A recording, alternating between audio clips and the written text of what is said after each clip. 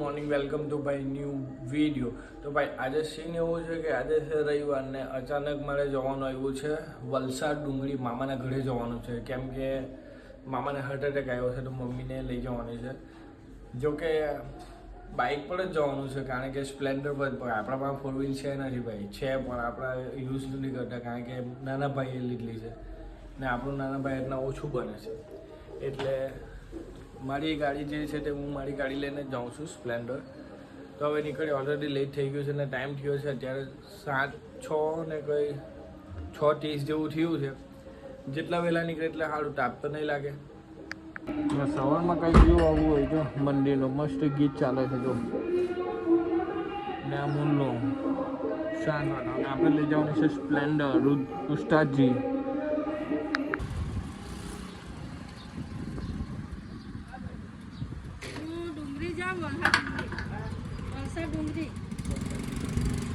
Splendor પર TV છઠ્ઠી ગાડી અમારે સ્પ્લેન્ડર પર જવું પડે.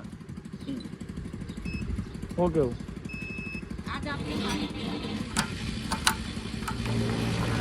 ગાઈસ ગાડીમાં છે ને હવા ઓછી છે તો હવે પેટ્રોલ તો પુરાઈ દીધું પણ હવા પુરાવાની છે.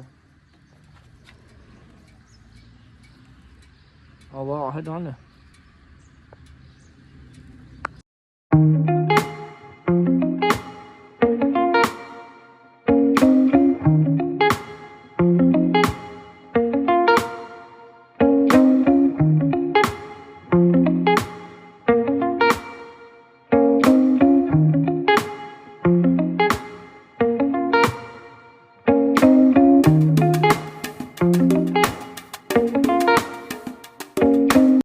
મરોલી પાસે હવા મળાવો પડી ગયા છે જો, પાટલામાં હવા ઓછી છે. આગળ બંને જોઈ લે, આગળ પાછળ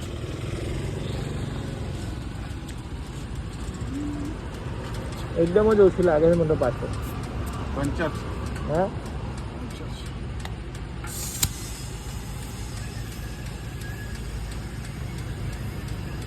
55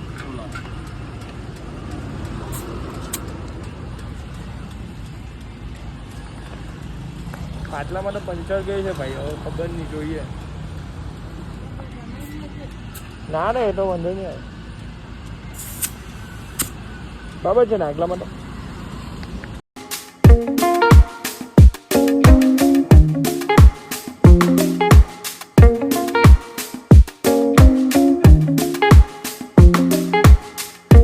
ગાઈસ ગાડીમાં હવા પુરાઈને આવે ભાઈ, પાણી તળ લાગેલો ચીખલીને આગળ ઉપાડી ગયા છે.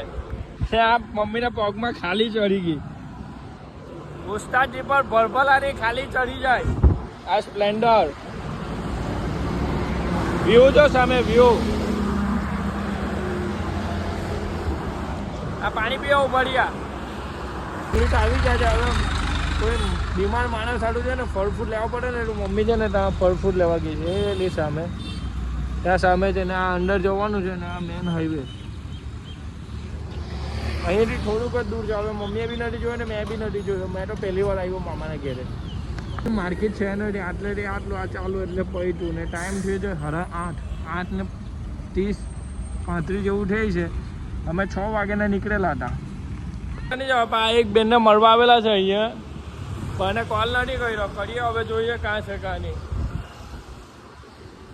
આ જ છે ને આપણે કેવું કે ભાઈ મળવા આવીએ ને તો બધાને મળતા ગયા એટલે પછી અહીંયા આવલા છે, બધાને હાથે હાથે મળતા ગયા. 203 નંબર છે મમ્મી, બીજા મારે બહુ ટાઈમ થઈ ગયો વાત કરી ગઈ ને એટલે પાછું અહીંયા આવવું જ પડશે. એના કરતાં છે ને હેલ્મેટ હું અહીંયા મૂકી દીધું છે. હવે જઈએ છે મામાને હાર્ટ એટેક આવ્યો ને મામાને મળવા જવાનું છે. આ મારી ફોઈની છોકરી છે. 100 મીટર જેવું છે મામાનું ઘર, પણ નામ નથી ખ્યાલ સોસાયટીનું, તો મામાનું ઘર અહીંયા છે એવું કંઈ કીધું. હવે જોઈએ આપણી એટલી ગાડી. જય ગૌ માતા. ઘરેથી નીકળી ગયા ને આ કોઈ સામાન આપેલું છે મામાએ તો બાંધ્યું પણ લબડી જાય છે હાઈવે પર. તો વિચાર કરું આગળ લઈ લઉં, પડી જાય કઈ છે મમ્મી ખોલી કા ખોલ્યા તો રસ્તાના વચ્ચે રિક્ષ લાવવાનો એના કરતાં આપણે ખોલીને આગળ લઈ લઉં ને ચીખલી ક્રોસ કરી નાખ્યું છે. આ હાઈવે આવ્યા ને પછી બરાબર પાછળ ચચોટો હતું બરાબર તો ગાડી ઊભી રાખી દીધી મેં તો ને આ મમ્મીને છે ને ઘૂંટણમાં દુખે છે હું કહું ઉપર મરોલી ક્રોસ કરી નાખી લાજપોળ આવી ગયા છે જો ને તાપ છે ને ભાઈ બહુ ખતરનાક તાપ છે બહુ ઝેરી તાપ ને હાથમાં મેં ગ્લોવ્સ બી નહીં પહેલા ને ઉસ્તાદી લઈને ગયેલો છે હાઈવે પર જે તાપ લાગે છે ને આવ્યો પછી ઊંઘી ગયેલો એટલે વિડીયો નહીં બનાવ્યો અને આ નળ આવ્યો તો પાણી છાંટ્યું જો આ બધું પાણી છાંટ્યું ને આ મંદિરે છે ને સ્પીકર ચાલે છે એટલે અવાજ નહીં આવે મસ્ત પવન આવે છે જો આ મની પ્લાન્ટ ને સામે છે ને બ્લોક નખાય છે બહુ મસ્ત કામ થઈ ગયું છે જો આજના આવ્યો આપણે પાણી એવું પીરાયું નળ આવ્યું આવે છોડને પાણી પીરાવ્યું પછી ફ્રેશ થઈ ગયો પૂજા પાઠ કરીને પછી આજે અમારા ફળિયાના પાછળથી છે ને એક રસ્તો બને છે આખું તે ડેલી હું અહીંયા ચાલવા જાઉં ડેલી મને આટલા વાગે છે ને ચાલવાનું જોવાનું સામે જાઉં વાવ પવન એક નંબર પવન આવે છે જો આપણા વાળ ઉડે છે મસ્ત નેચરલ પવન હું ડેલી ચાલવા જાઉં છું આ નવો રોડ બનાવ્યો છે જો કાચો છે જો કે જો હજુ એના પર ડામણ એવું આવશે બટ બની ગયું છે મોસ્ટ ઓફલી 90% તો બની ગયું છે 10% બાકી છે તો ભાઈ વિડીયોમાં શું સારું લાગ્યું શું ખરાબ લાગ્યું તો કોમેન્ટ કરવાની જરૂર છે ભાઈ અને અત્યારે લાગે તમે સબસ્ક્રાઈબ નથી કર્યું તો સબસ્ક્રાઈબ કરવાના ભૂલતા નહીં અત્યારે લાગે તમે કર્યો હું છું બાકી આ તમારે વ્યૂ બતાવું જો બરાબર કેમેરો સાફ કરીને બતાવું જો વ્યૂ